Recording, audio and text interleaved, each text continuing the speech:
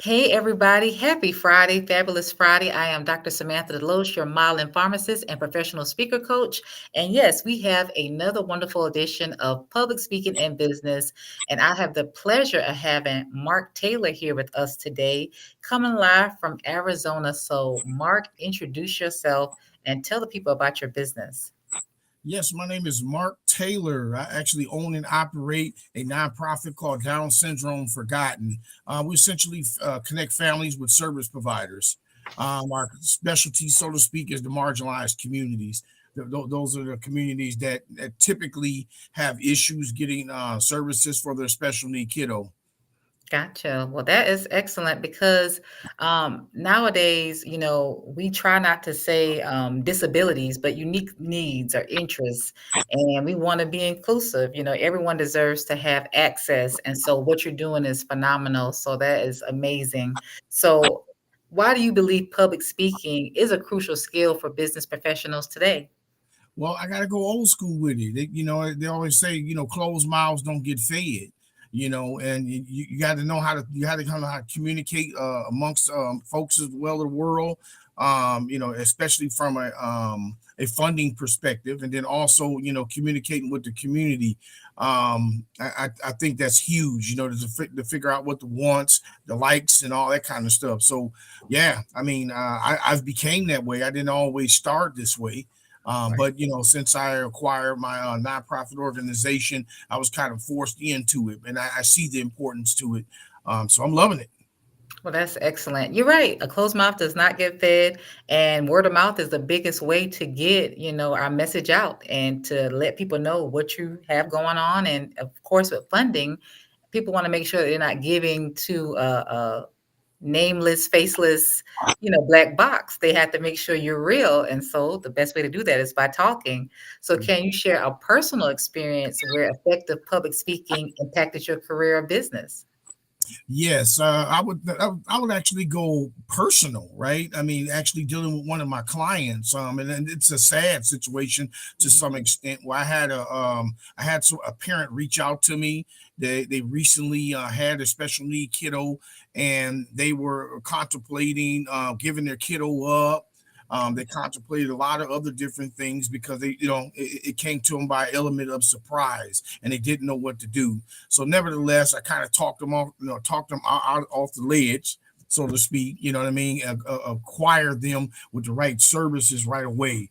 So, I think that was one of my biggest successes. I always like to find more success with families than I do with finances or business, because essentially that's what it means more to me to connect with them than the actual business itself. Wow, well, that's a huge story because, yeah, many people, how do you say, no one decides, how their child's going to be born or, what gifts or what, issues, quote unquote, they may have. And so for some people, when that dream is, changed or that idea they had in their head doesn't match the reality, it can be shocking. It can be a lot to deal with. But people like you and your business, help everyone kind of stay grounded, kind of brings you back to the center of what's important. And a lot of times people don't know what's out there. So you're a major resource, especially for Down syndrome. And I'm sure there are other, organizations, but people don't know about them.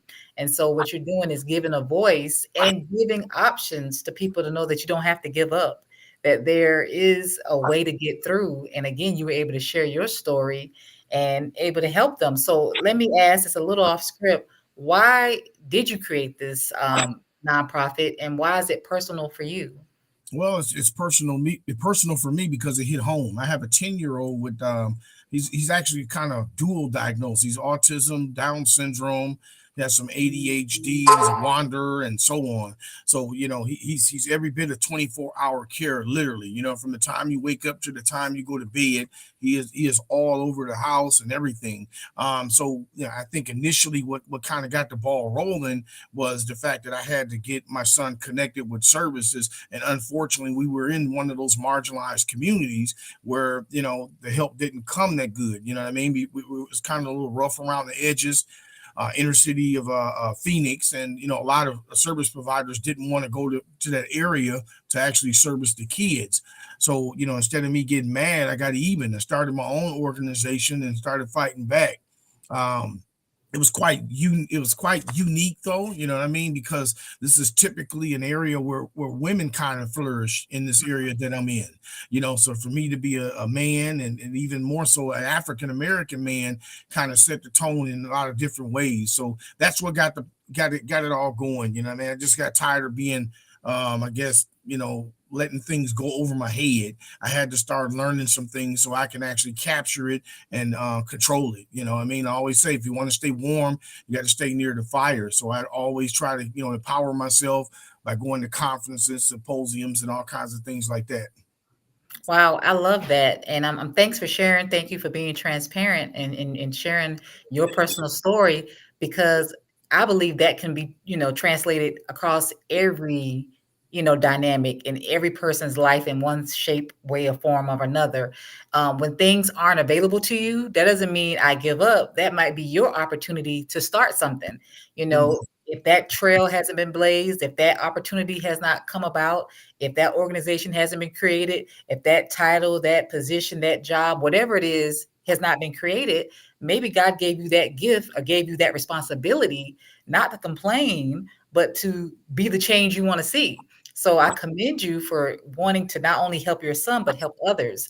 And I hope that if no one gets anything else from today's interview, is that if there's something that needs to be changed or fixed, and if you see that it's a problem, you're not the only one probably experiencing that, and you probably won't be the only one who ever experiences it. So why not be an advocate for positive change? So kudos to you for that. Thank So you. what are some common public speaking challenges that many business professionals face, and how can they overcome them?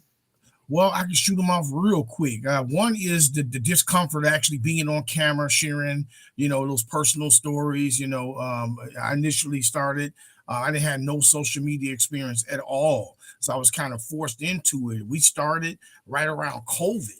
So Mhm. in order for me to actually get some programming out, I had to just get out there and fumble and, blooper and all that stuff. And still to this day, I run a couple other platforms, and I have no problem making those mistakes. You just got to continue to keep going.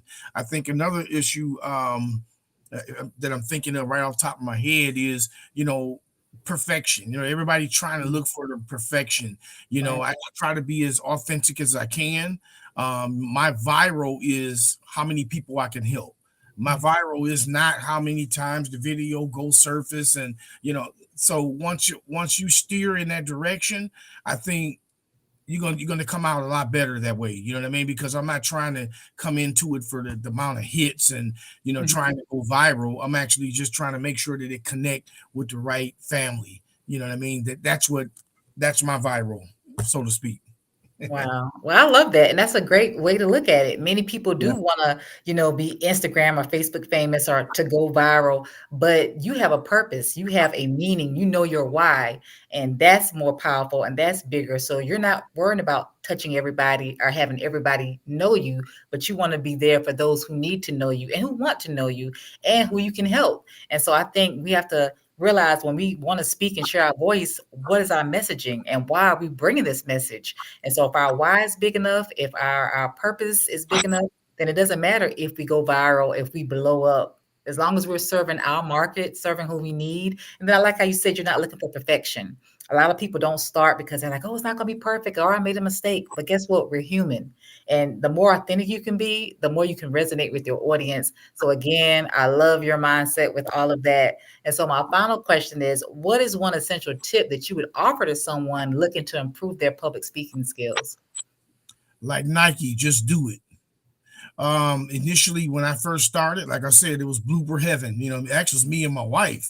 Mhm. My wife is super, like, this is not her. You know what I mean? So when I dived in, I just continued to keep. I think we went from. I'm just thinking about my platform that I have on Facebook, Down Syndrome 101, Mhm. and I think about all of the, man, all the bloopers, all the times that I kind of screwed up the recordings, and just keep going.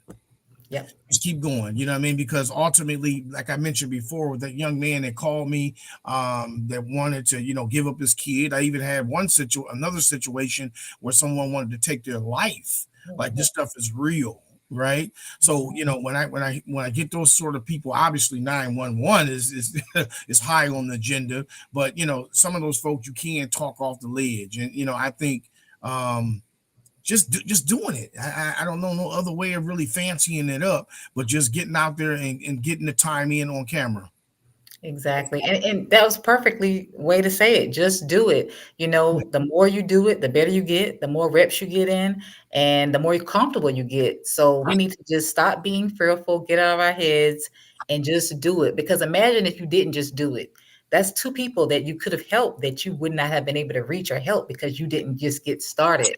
But we got to stop being afraid of making a mistake, of not being perfect, but realize that, hey, I have a gift to give to the world. I have people that I've been assigned to that I need to help with my message, with my story, with my experience, because I believe everything we go through is not just for us, but it's to help someone else.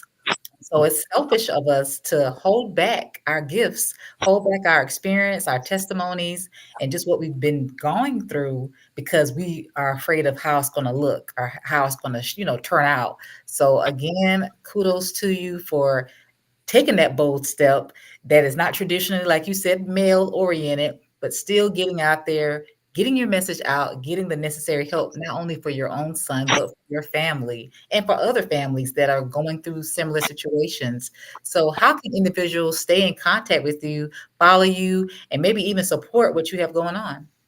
Well, right now, the best way to contact me is that you can actually go to my website, downsyndromeforgotten.org. But there's a couple dashes in there. So it's down syndrome forgotten.org. I can also be reached by email as well, downs with a S, resources 21 at gmail.com. And then, ultimately, I have a phone line, right?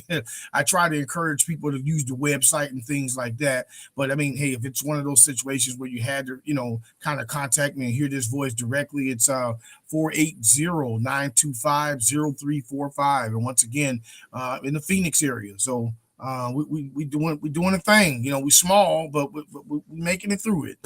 Well, that's awesome, and what I'm gonna ask you to do is send me all of the information you just said so I can actually attach it to this message so people can get that email address, get the website, and get the phone number, and you know what? Everything has a start, so even if it's small, it doesn't matter, it can always grow and make a big, big impact.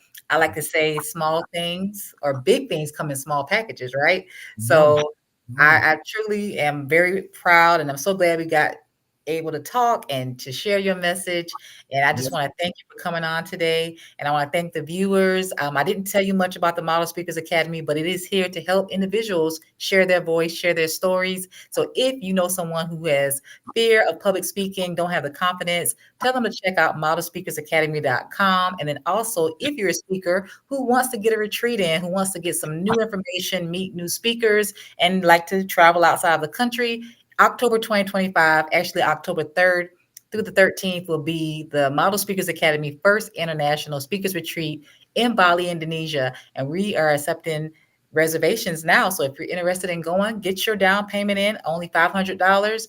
And we have payment plans. So that's two things you want to check out with the Model Speakers Academy. And as well, you want to check out Down syndrome, the organization. Say the name of it again, Mark Taylor. Down syndrome forgotten. Down syndrome forgotten. We won't forget Down Yeah. syndrome forgotten. And let's not forget about any of the individuals or marginalized communities or individuals with unique abilities because we are all in this together. And it may not come down your street today, but it could come down your street tomorrow. So let's not ignore it. Thank you again, Mark, for your time. Have a great